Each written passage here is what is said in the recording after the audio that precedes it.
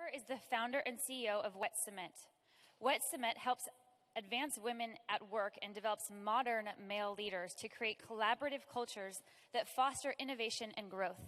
Before launching Wet Cement, Jennifer spent 20 years building teams, go-to-market strategies, and global partnerships at technology and media companies, including PwC, Verizon AOL, WebMD, Yahoo, and more. Please give it up for Jennifer.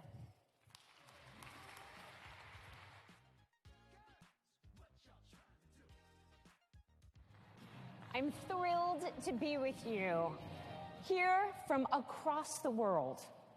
And while we may not share the same language or the same homelands, we all have one thing in common that brings us together and makes us a community.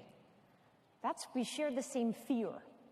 Now, who here can guess what that fear is?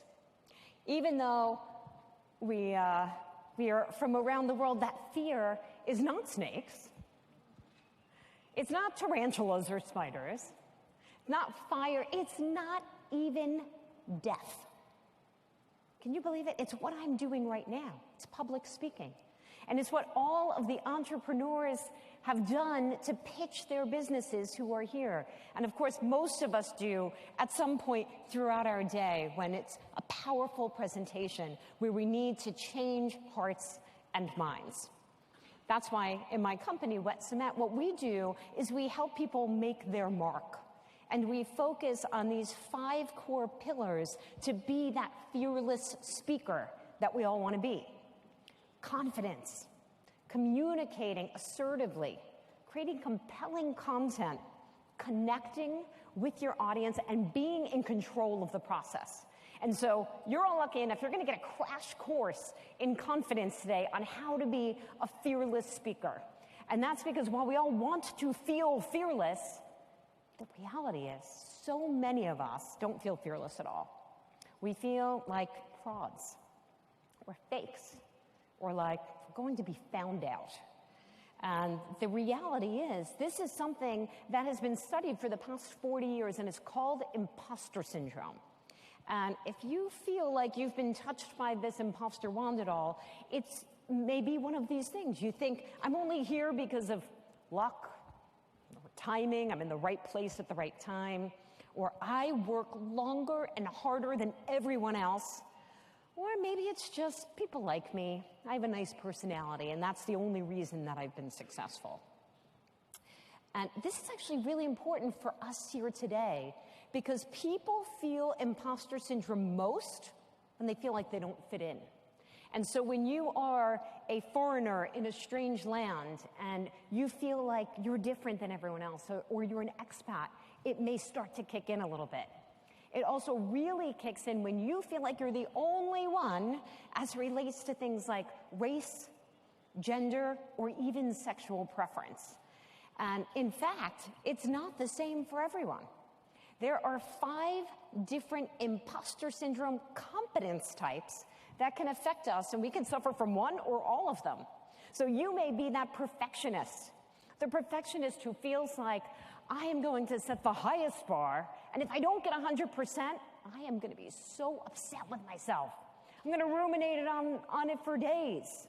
I could get a standing ovation here, but I would focus on that one guy in the front row who's busy looking at his phone rather than paying attention. It could be that you're a natural genius, that kind of person that things have come relatively easy for you throughout your life. But then when that one project or one business challenge comes up and you don't know how to handle it, you start to think that everybody's going to find out that maybe I'm really not that good or smart at all. A rugged individualist. This is that person that feels like if they ever ask for or certainly even accept help, everyone will know that they can't really do anything on their own. They could be an expert. Sure, you know one of these folks who feel they need to get certification after certification to try to have the credibility to earn their next step. You'll see people who don't vie for that next promotion because they feel they don't meet all the qualifications, can be one of those experts. And finally, the superhero. This is that person who believes they're a phony and a fake, but everybody else is the real deal, of course.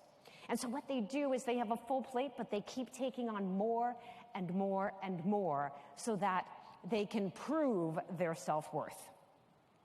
And so if you suffer from any of these things, the first step is recognizing that imperfections are okay. Real perfection does not exist. Another thing that helps is knowing that you're not alone and other people feel like this. So if anyone here has ever felt a bit of the imposter syndrome, let me see you raise your hand. Okay, look around.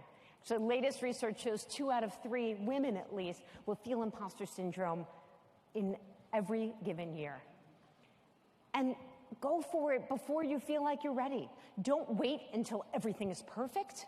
When you're at 80%, take that leap and then work in an iterative way and learn from your mistakes and grow from there.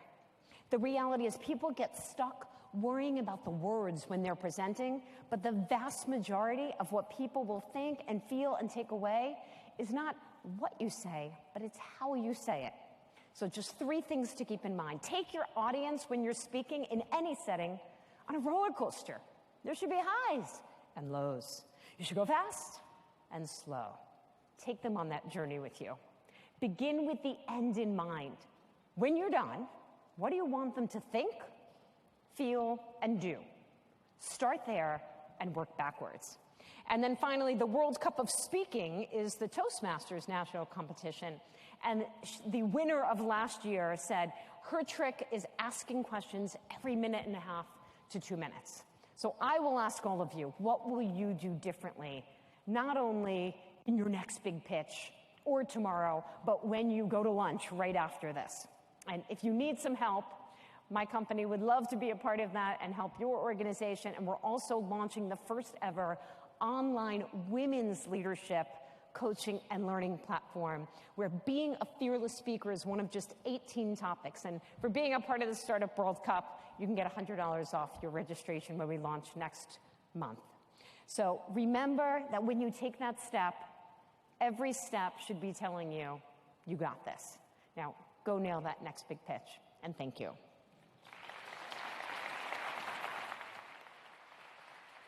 Wow, thank you so much, Jennifer. Something that I feel like and believe that we all needed to hear, and I just personally thank you for that. A message that I need the world needs to know about that, so thank you. I'd like to invite John Lim back up to the stage to give a special appreciation to Jennifer.